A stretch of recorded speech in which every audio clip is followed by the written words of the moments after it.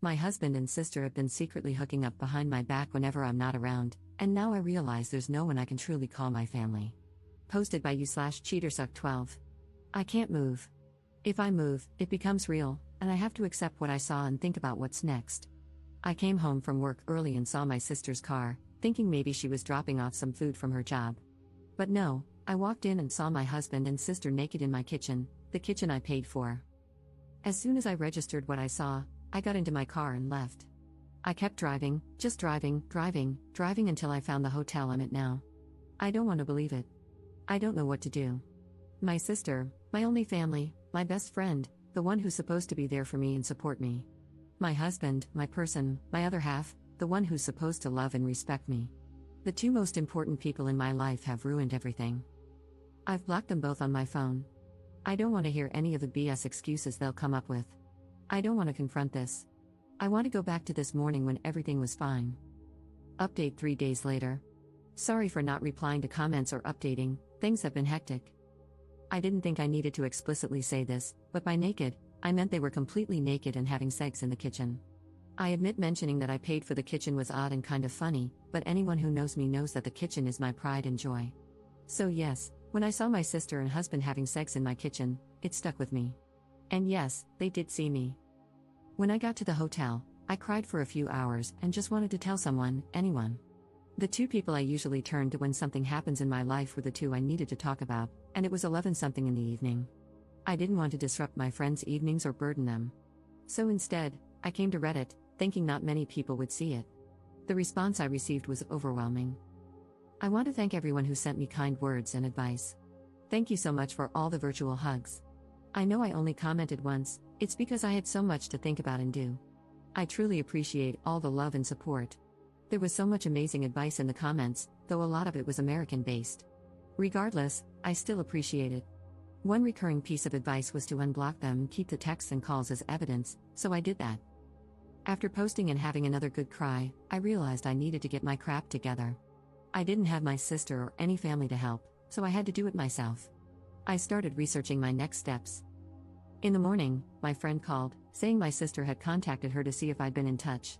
I told her what happened, and she very kindly offered me her spare room and took her day off work to help me sort things out. I called in sick at my job, and with her help, I began making progress. I reached out to a friend who works at a bank, and she helped me start sorting out my finances. My friend also found me a lawyer to consult. After my phone consultation with the lawyer, I was so overwhelmed. Now I understand why so many women don't divorce their cheating husbands. It's such a lengthy, expensive, and emotionally draining process. Thankfully, I make a stable income and can support myself, and fortunately, we don't have kids. I have to remind myself that things won't happen in one day, it will take time. As for the house, his parents bought it for us. To be honest, after what I saw, I don't even want it. I will try to get reimbursed for my beloved kitchen, otherwise, it can burn for all I care. This whole situation has been incredibly draining, but I knew I had to talk to them.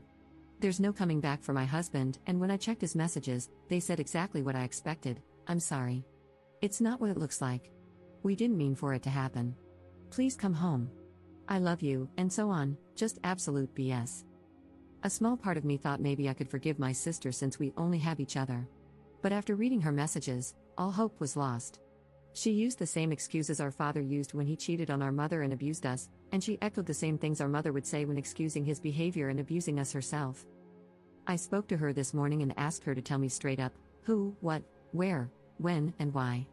She told me that back in July, when I went on a girls' trip, she was at our house and joked to my husband that I'd cheat on him during the trip because that's what always happens. He said no, and they joked about it, but then she suggested he get even with me. That led to them having sex. Once turned into 2 or 3 times, and then it happened whenever they could manage it. There was never any evidence or sign that I was going to, or even thinking about, cheating. I told her we were done and there's nothing she can do to repair this. Later, I got a call from an unknown number. It was my mother, who I haven't spoken to in 7 years. It turns out my sister has been in contact with her and told her what happened. My piece of trash mother, the same woman who used to beat me for breathing wrong, had the audacity to say this is what I get for taking her daughters away from her. It hurts so much. I know things are going to get even messier, and it's going to be a long few years. I've now lost all my blood relations.